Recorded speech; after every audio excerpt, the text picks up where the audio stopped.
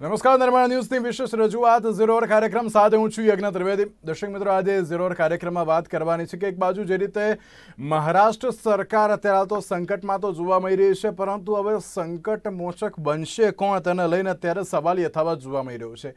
મહારાષ્ટ્રમાં સતત બીજા દિવસે અત્યારે તો જે રાજકીય હિલચાલની વચ્ચે ક્યાંક અત્યારે તો પરિસ્થિતિ ક્યાં જઈને અટકશે તેને લઈને સવાલ યથાવત હતો.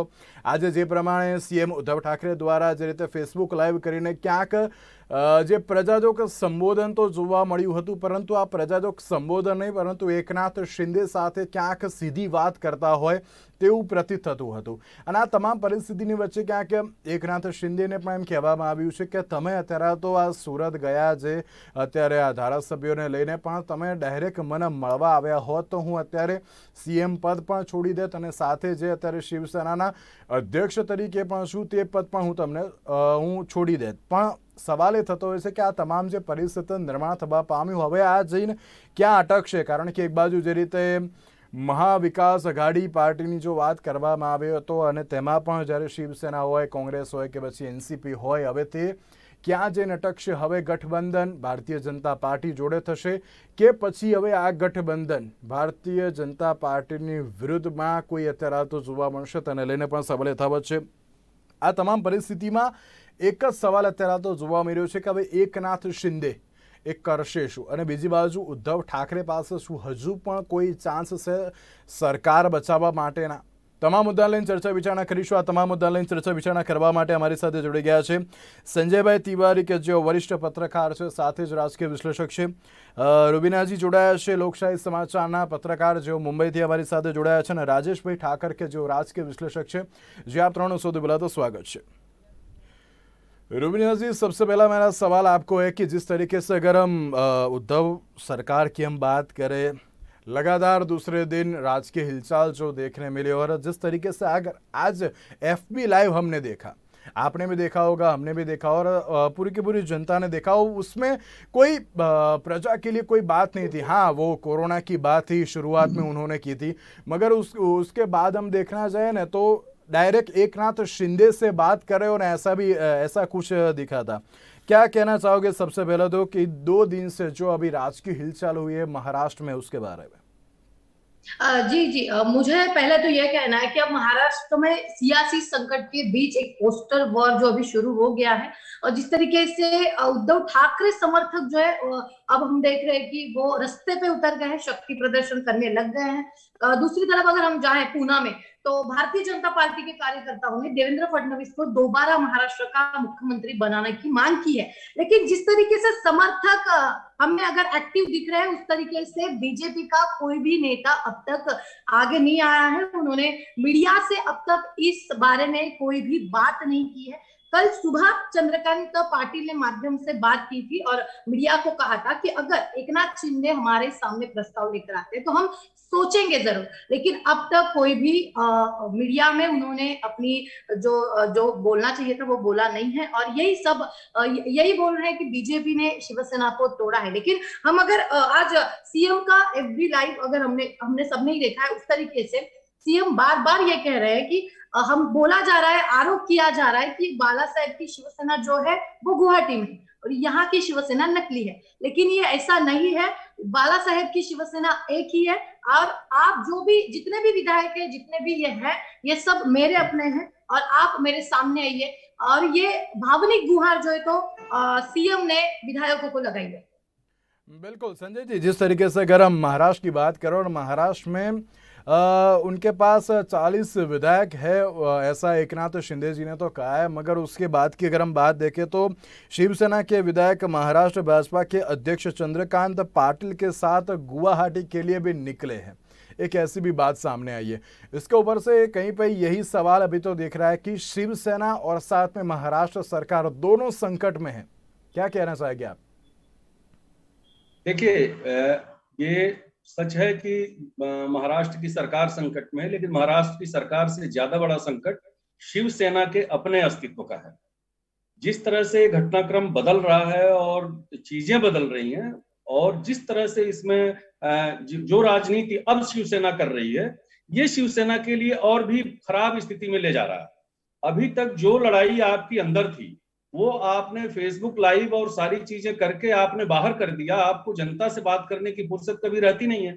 यही बात एकनाथ शिंदे बार बार कह रहे हैं कि शिवसेना जिस आस्था और जिस विचारधारा से चली थी, बाला साहब ने जिस ढंग से लोगों से इसको जोड़ा था, वो शिवसेना अब नहीं रह गई। जो सरकार शिवसेना की चल रही है वो शिवसेना वैसी नहीं रह गई, इसलिए हम उस शिवसेना से अलग हो रहे हैं और 40 लोगों को लेकर के वो गुवाहाटी में पड़े हुए हैं। तो जो वो आरोप लगा रहे हैं, वो आरोप तो आज उद्धव जी ने फेसबुक लाइव करके एक तरह से प्रमाणित कर दिया। जो उनके आरोप हैं वही आरोप सामने आ रहे हैं। उद्धव जी ने अपील की, मार्मिक अपील की, भावनात्मक अपील की कि शिवसेना हमारी एक है, गुवाहाटी वाली भी शिवसेना हमारी वही है जो मुंबई में। लेकिन एकनाथ शिंदे और उनके विधायक को मानने को तैयार नहीं है। अब सबसे बड़ी दिक्कत यह है कि अभी तक जो बार बार कहा जा रहा है कि भाजपा क्या कर रही है, भाजपा इसमें कुछ नहीं करने वाली है। भारतीय जनता पार्टी क्यों हड़बड़ी करेगी? देवेंद्र फडणवीस जी वहां के नेता हैं, उनके घर पे बैठक हुई है, उनके नेताओं की बैठक हुई है, उनके प्रदेश अध्यक्ष की बैठक हुई है। पूना से कुछ लोगों ने उनको मुख्यमंत्री बनाए जाने की आवाज उठाई है। ये आवाज उठेगी, निश्चित उठेगी, क्योंकि जिस तरह से अभी शिव सैनिक जो मुंबई में सड़कों पे उतर रहे हैं, पार्टी के आसपास जो दिखाई दे रहे हैं, जो घटनाक्रम बदल रहा है, तो कोई भी जगह, कोई भी सरकार, कोई भी स्टेट अनरेस्ट में हो, ये केंद्र भी नहीं चाहेगा। और केंद्र सरकार को अगर ये मजबूर किया जाएगा कि वो राष्ट्रपति शासन लगाए तो वो भी नहीं करने वाले हैं, क्योंकि उनको पता है यहाँ खेल क्या चल रहा। सारी चीजें स्पष्ट हैं। ये सरकार किसी भी दशा में बचने वाली नहीं है। और जब सरकार नहीं बचने वाली है, सरकार के संकट मोचक सारे किनारे हो गए हैं, तो इसमें विकल्प अब शिवसेना को अपने में तलाशना होगा। शिवसेना एक रहती है या टूट जाती है, सब कुछ इसी पर डिपेंड करता है।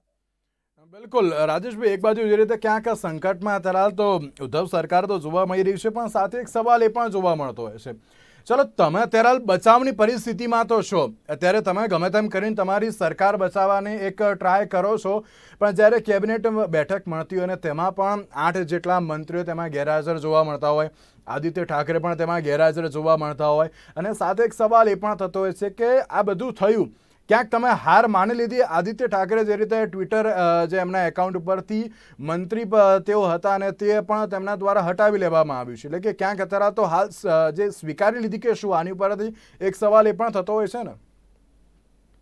એટલે સરકાર તો બચી શકે એમ છે નહીં, તો જે બચી કુચી પ્રતિષ્ઠા છે એને કેવી રીતે બચાવી શકાય?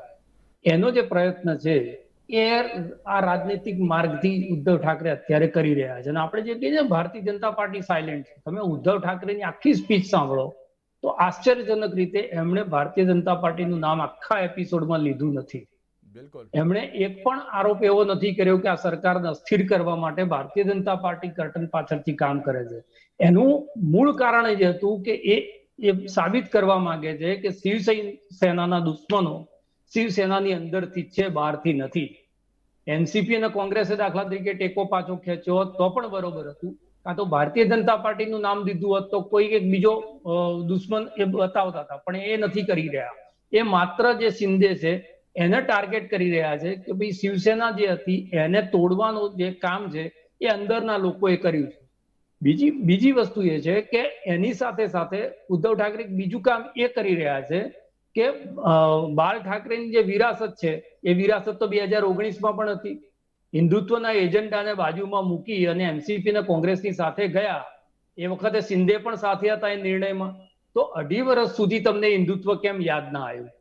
એટલે તમારી પાસે સંખ્યા છે, તમારી પાસે સંજોગો છે, તમારી પાસે આખું જે પરિસ્થિતિ છે તમારી અનુકૂળ છે, એટલે તમે આ હિન્દુત્વ જે છે એનો ટૂલ્સ બનાવી અને એક ગ્રાઉન્ડ તૈયાર કરી રહ્યા છો. આ મેસેજ પણ ઉદ્ધવ ઠાકરે એની સાથે આપ્યો છે. એટલે જ એમણે કીધું કે અમને હિન્દુત્વ આપણને કોણે શીખવાડવાનું હોય? હું અયોધ્યા સુધી ગયો તો આ બધી જે એમણે વાતો કરી એ વાતો એટલા જ માટે કરી કે એમની શિંદેની જે દલીલ છે, દલીલને એ રીતે સાબિત કરી શકે કે આ જે છે એ તકવાદી રાજનીતિ છે, અને તકવાદી રાજનીતિની અંદર એ લોકો સફળ થયા છે શિવસેનાને તોડવા માટે.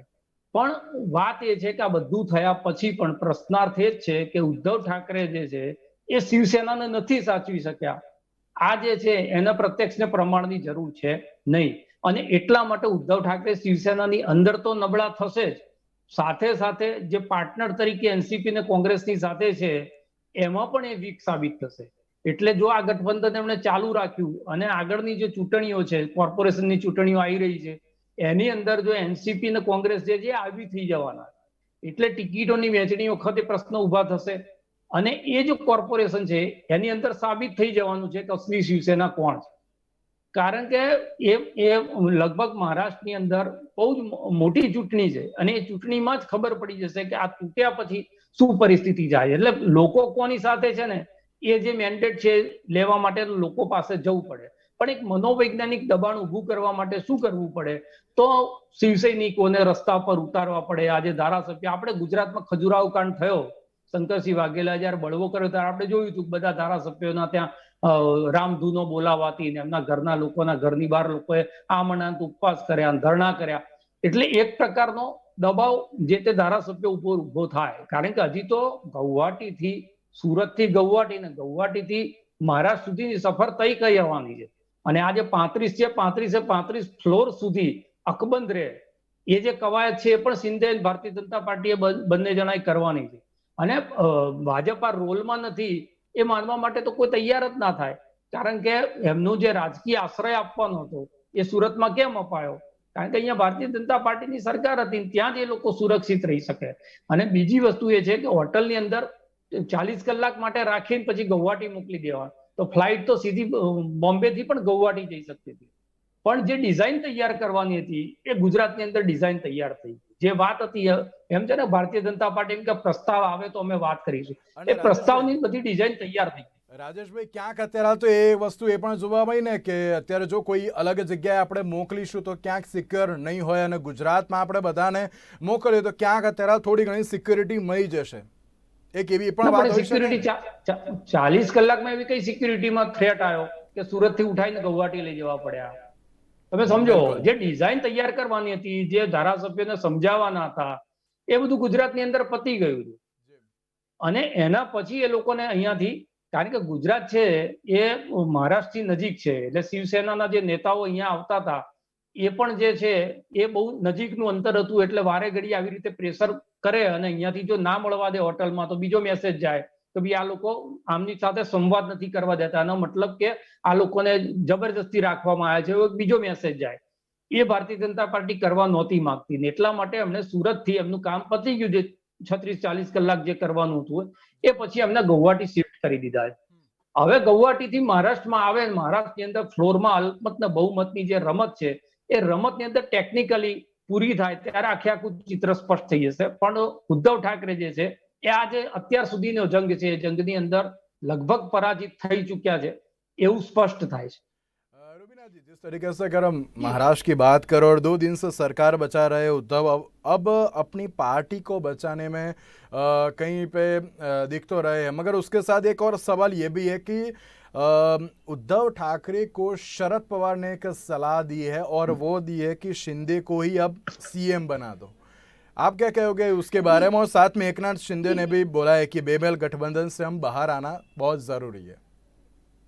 जी जी, जिस तरीके से आपने बोला वो बात सही है. जैसे कि सीएम ने खुद एफबी लाइव पे ये चीज कही है कि जिस वक्त महाविकास आघाड़ी सरकार आई थी उस वक्त खुद शरद पवार ने मुझे साइड में लेकर ये कहा था कि इस महाविकास आघाड़ी का नेतृत्व आपको करना. तो उस जगह पे अगर वो हमें ये कह सकते हैं तो अपने सामने क्यों नहीं आते? ये पहला सवाल उन्होंने उस वक्त उपस्थित किया. दूसरी बात, शरद पवार ने ये जो भी 2 दिन से महाराष्ट्र में चल रहा है, शिवसेना में विद्रोह को खत्म करने के लिए शरद पवार ने खुद उद्धव ठाकरे को सलाह दी थी कि एकनाथ शिंदे को महाराष्ट्र का मुख्यमंत्री बना दिया जाए. लेकिन उसके अगर हम दोबारा बात करें तो खुद एकनाथ शिंदे ने ये कहा था कि मुझे कोई भी इस कुर्सी का मोह नहीं है, लेकिन हमें जल्द से जल्द भाजपा से युति करना पड़ेगी और साथ ही साथ हमें भाजपा के साथ जाना पड़ेगा और इसी में महाराष्ट्र की भलाई. बिल्कुल. संजय जी, एक और बात कि जिस तरीके से अगर हम शिवसेना की बात करें, शिवसेना और उनके शिव सैनिक का जिक्र हमने बहुत बार देखा है कि उन्होंने यही बोला है कि शेर दहाड़ता है, मगर इस बार उद्धव ठाकरे का जो स्टेटमेंट था उसमें कहीं पे रूठों को मनाने की कोशिश भी नहीं की, ऐसा लग रहा है क्या संजय जी? जी जिस तरीके से महाराष्ट्र की आवाज बात वाली करें नहीं हम, जी जी जी संजय जी, महाराष्ट्र की बात करें और जी। शिव सैनिक दहाड़ता है, मगर इस बार जो शिव सैनिक उद्धव ठाकरे वो दहाड़े नहीं है और उठो को मनाने का भी कोई कह सकते हैं, कोशिश भी नहीं की है उन्होंने। देखिए, ये सारा घटनाक्रम बहुत अति विश्वास में घटा है। इसको ये कह सकते हैं कि उद्धव जी को कहीं ये भ्रम रहा होगा कि शिवसेना कभी टूटेगी नहीं, उनके विधायक कभी उनसे अलग नहीं होंगे, वो जो निर्णय लेंगे उस तरह से विधायक उनके साथ काम करेंगे। इस समय जो परिस्थितियां हैं वो परिस्थितियां अलग हैं। बाला साहब का जब अस्तित्व महाराष्ट्र में की राजनीति में आया था, तो महाराष्ट्र में हिंदू बल के रूप में, हिंदू फोर्स के रूप में बाला साहब की पूरी क्षमता सामने थी और शिवसेना तब खड़ी हुई थी। आज की तारीख में अगर शिवसेना को यह भ्रम है कि हिंदू आस्था केवल उनके साथ है, तो ऐसा तो नहीं है। बीते चुनाव में भारतीय जनता पार्टी और शिवसेना मिलकर लड़े थे और सीटों की जो स्थिति थी उसमें भारतीय जनता पार्टी ने जो अर्जित किया वो प्रमाणित करता है कि शिवसेना से बड़ी शक्ति के रूप में भारतीय जनता पार्टी वहां हिंदू पार्टी के रूप में आ गई है, मतलब हिंदू विचारधारा के रूप में आ गई है। दूसरी बात कि राष्ट्रीय फलक पर जो घटनाएं घट रही हैं या अंतरराष्ट्रीय फलक पर जो घटनाएं घट रही हैं, उसका भी शिव सैनिकों पर और शिवसेना के विधायकों पर असर पड़ रहा है। बहुत ज्यादा अनावश्यक समझौतों के बीच शिव सैनिक नहीं रह सकता। शिवसेना का जो नींव है, मैं बार बार कहता हूं इस बात को, जो उनकी विचारधारा है, वो विचारधारा उनके गठबंधन में कहीं मेल खाती नहीं है। इसीलिए जो शिव सैनिक है वो अपने आप को 3 साल से बिल्कुल ठगा हुआ सा महसूस कर रहा है। आज की तारीख में अगर एकनाथ शिंदे ने विद्रोही तेवर अपना करके 40 विधायकों के साथ एक अलगाव की बात की है और वो बार बार कह रहे हैं कि हम भाजपा के साथ सरकार बनाएंगे, तो इस बात को समझने की जरूरत है। उद्धव जी के हाथ से जो तीर चलना था वो चल चुका, उनके जबान से जो तीर निकलना था वो भी निकल चुका। ये शिवसेना के अस्तित्व का ही सवाल है जो उद्धव जी बार बार एकनाथ जी को मनाने में लगे हुए हैं। लेकिन जो राजनीतिक घटनाक्रम है, उस राजनीतिक घटनाक्रम में एकनाथ जी वापस आएंगे, वो मुख्यमंत्री बनेंगे, ऐसा मुझे नहीं लगता। ऐसा कोई राजनीतिक व्यक्ति करेगा भी नहीं। इसलिए नहीं करेगा कि उसको पता है कि वो विद्रोह करके आ रहा है उसी पार्टी में, उसी पार्टी के अध्यक्ष सर्वे सर्वा जो उद्धव जी हैं, उनके सामने वो मुख्यमंत्री बने तो कितने दिन चलेंगे। उनको पता होगा कि वो बहुत दिन नहीं चल पाएंगे। दो दल अलग अलग होते तो बात समझ में आती है। इसीलिए वो बार बार कह रहे हैं कि हम भाजपा के साथ जाएंगे, हम अलग से इन गठबंधन के इन पार्टियों के साथ हम सरकार नहीं बनाना चाहते हैं। तो बड़ा अलग सा दृश्य है। उद्धव जी को इस बात को समझना चाहिए। इसमें सिवाय उद्धव जी के इस्तीफा देने के और अलग निकल लेने के दूसरा कोई रास्ता बचा नहीं है, क्योंकि इस राजनीतिक घटनाक्रम में भाजपा कोई हड़बड़ी नहीं करने वाली है। देखिए, एक और उदाहरण मैं दे देता हूं। भारतीय जनता पार्टी ने कश्मीर में अपने विरोधी विचारधारा के साथ सरकार बनाई थी, लेकिन वहां उसका उद्देश्य दूसरा था। वो सरकार चली, 6 महीने बाद गिरी, उसके बाद राष्ट्रपति शासन लगा, उसके बाद कश्मीर का विभाजन हुआ, कश्मीर की समस्या को सॉल्व करना था। महाराष्ट्र में ऐसी कोई समस्या नहीं है। महाराष्ट्र एक राज्य है, भारत का बहुत बड़ा राज्य है, आर्थिक राजधानी है, उसको अस्थिर भी नहीं करना। तो भारतीय जनता पार्टी बहुत हड़बड़ी में कोई कदम नहीं उठाएगी। अब राजनीतिक घटनाक्रम किस करवट जाएगा, इस पर थोड़ा निगाह रखने की जरूरत है। बिल्कुल। और इसी के साथ एक और बात यहाँ पे सामने भी आई थी कि महाराष्ट्र में जिस तरीके से ये जो सियासी संकट चल रहा है उसके बीच में भारतीय जनता पार्टी के सब विधायक भी मिले हैं, उनके बीच में एक मीटिंग भी हुई है। रुबीना जी, क्या कहना चाहेंगे इसके बारे में भी? क्योंकि देवेंद्र फडणवीस के घर बीजेपी नेताओं की बैठक जो है वो शुरू हो गई है। दूसरी तरफ अब एक बड़ी जानकारी हाथ आ रही है, वो ऐसे कि शिवसेना से राज्यसभा सांसद संजय राउत ने उद्धव ठाकरे मुख्यमंत्री पद से इस्तीफा नहीं देंगे, अगर जरूरत पड़ती है तो बहुमत साबित करेंगे। अभी कुछ 2 मिनट पहले संजय राउत ने मीडिया में कहा है। जिस तरह से हम देख रहे हैं कि संजय राउत ये मुख्यमंत्री से मिलकर निकल चुके हैं और उन्होंने मुख्यमंत्री से मिलने के बाद ये बड़ा बयान जो है मीडिया में दिया। रुबीना जी, एक और बात कि अगर हम कल की बात करें, जब ये सब कुछ हुआ, बागी जो विधायक थे वो जब सूरत आ गए, शिवसेना जो भवन है वहाँ पे कल बहुत सारे लोग, बहुत सारे शिव सैनिक वहाँ पे इकट्ठा हो गए थे। कहीं पे वो लोग नारे भी लगा रहे थे, मगर आज की बात करें, आज कोई भी शिव सैनिक वहाँ पे दिखा नहीं। उसका वो जी जो जी, वहां आज सिचुएशन है आपको शिवसेना उसको भवन के बाहर कोई समर्थक नहीं दिखा, लेकिन अगर हम अभी महाराष्ट्र की स्थिति देख रहे हैं तो अभी फिलहाल मुख्यमंत्री के निवास के बाहर जो है सब समर्थक इकट्ठे हो चुके हैं। और हम जिस तरीके से देख रहे थे कि कल शिवसेना भवन के बाहर नारेबाजी हो रही थी, एकनाथ शिंदे के अपोजिट जो है नारेबाजी हो रही थी, उसका दुख भी एकनाथ शिंदे ने मुख्यमंत्री से जब फोन पर बात की तब उन्होंने बोला था कि मुझे लेकर इतना नारेबाजी क्यों हो रही है, मेरे पोस्टर जला जा रहे हैं, मुझे काली पोती जा रही है, ये सब क्यों हो रहा है। उसके बाद अगर हम देखें तो आज सुबह से ये मामला बहुत ठंडा हो चुका था, लेकिन अब अगर हम देखें तो मुख्यमंत्री के घर के बाहर की समर्थक इकट्ठे हो चुके हैं और बार बार शिंदे की गठ की तरफ से बोला जा रहा है कि हमारे पास जो है वो विधायक पूरे हैं, लेकिन इस तरह की कोई भी लीगल इंफॉर्मेशन जो है तो अब तक आई नहीं है, क्योंकि उन्होंने जो चिट्ठी नरहरि झिरवल को भेजी है उस तरीके से उनके पास सिर्फ 34 विधायक है और उनकी तरफ से ये दावा किया जा रहा है कि हमारे पास 43 विधायक है।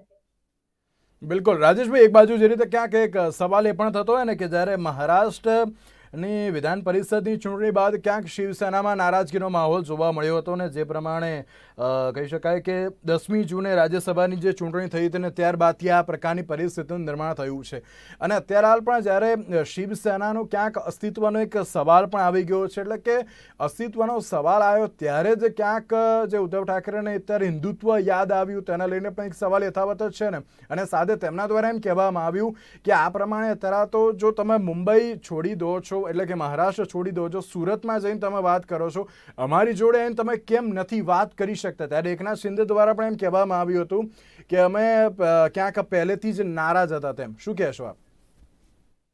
એટલે જો કોમ્યુનિકેશન ગેપ હોય તો જ આ પરિસ્થિતિ ઊભી થાય। આ જે વાત છે 40 જેટલા ધારાસભ્યો જો શિંદેની સાથે ગયા છે તો ક્યાંક ને ક્યાંક કોમ્યુનિકેશન ગેપ હોય, કોમ્યુનિકેશન ગેપ હોય ત્યારે જ આટલો મોટો અસંતોષ છે એ સંગઠનના લેવલ ઉપર કે સરકારના લેવલ ઉપર એનું આકલન કરવાની અંદર આ લોકો નિષ્ફળ થયા હોય, આ પહેલી વાત છે।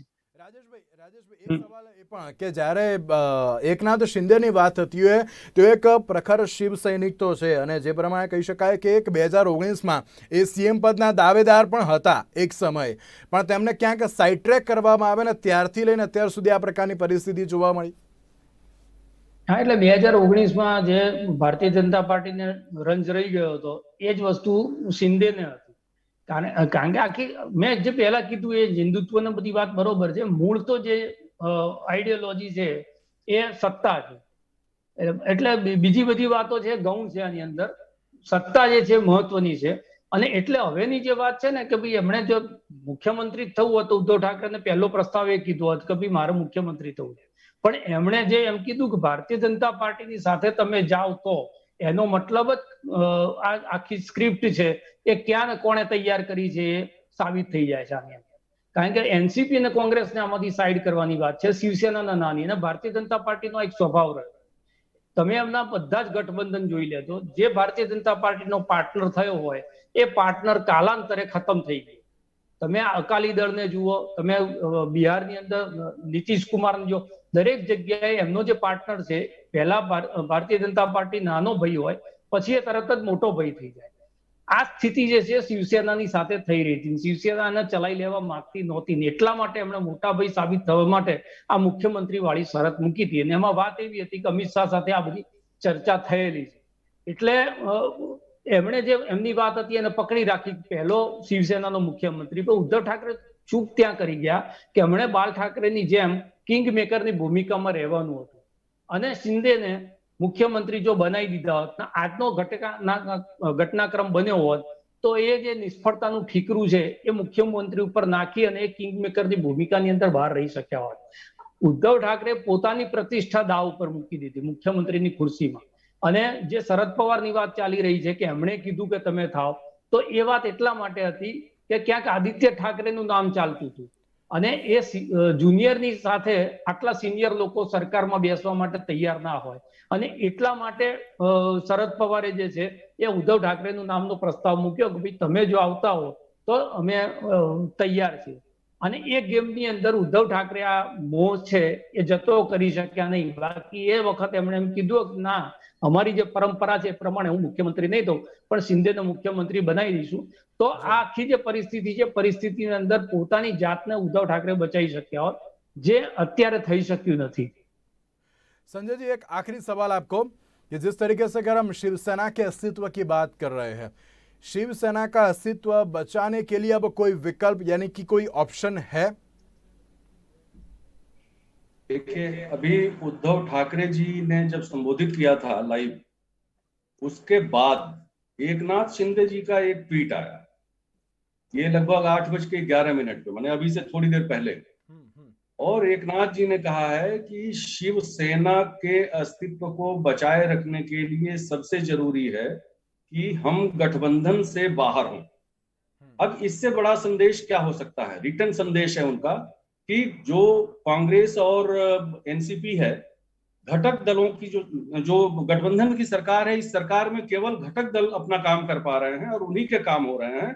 शिव सैनिकों का मनोबल टूट रहा है और शिव सैनिकों का मनोबल बनाए रखने के लिए जरूरी है कि हम इस गठबंधन से तत्काल बाहर आए। ये उद्धव जी के संबोधन के बाद का घटनाक्रम है। दूसरी तरफ भारतीय जनता पार्टी के नेता पाटिल साहब ने अभी अभी कहा कि हम किसी शिव सैनिक के संपर्क में है, ना ही हम सरकार बनाने का दावा पेश करने जा रहे हैं। ये स्वाभाविक है, भारतीय जनता पार्टी को यही कहना भी है, इससे ज्यादा वो कह भी नहीं सकती। मैं बार बार इस बात को कह रहा हूं कि भारतीय जनता पार्टी बहुत कूल माइंड से इस पूरे गेम को देख रही है। एक बहुत बड़ा राजनीतिक घटनाक्रम है, अभी इसमें ढेर सारे डेवलपमेंट होने हैं, लेकिन ये सच है कि शिवसेना का अस्तित्व तभी बचेगा जब एकनाथ शिंदे और उद्धव ठाकरे जी एक हो जाते हैं। यदि ये एक नहीं होते हैं, ये मान के चलिए कि शिवसेना का अस्तित्व फिर महाराष्ट्र में वैसा नहीं रहेगा। बिल्कुल, तो एक बाजू જે રીતે ક્યાંક સંકટમાં મહારાષ્ટ્ર સરકાર તો છે, હવે એકનાથ શિંદેનું હવે કયા પ્રકારનું નિવેદન સામે આવશે? અને સાથે સવાલ એ પણ છે કે જ્યારે ઉદ્ધવ ઠાકરે અત્યારે તો સરકાર બચાવવા માટે ક્યાંક અત્યારે શિવસેનાના અસ્તિત્વ પર અત્યારે તો ક્યાંક સવાલ અત્યારે તો જોવા મળી રહ્યો છે, તેને બચાવવા માટે હવે કેવા પ્રકારનો પ્રયત્ન કરશે તે તો હવે જોવાનું છે। તેની સાથે રાજેશભાઈ, સંજયજી અને રૂબીનાજી, આપ ત્રણનો આભાર અમારી સાથે ચર્ચા વિચારણામાં જોડાવા માટે। તો દર્શક મિત્રો, આજની આ વિશેષ રજૂઆત રજા આપશો। નમસ્કાર।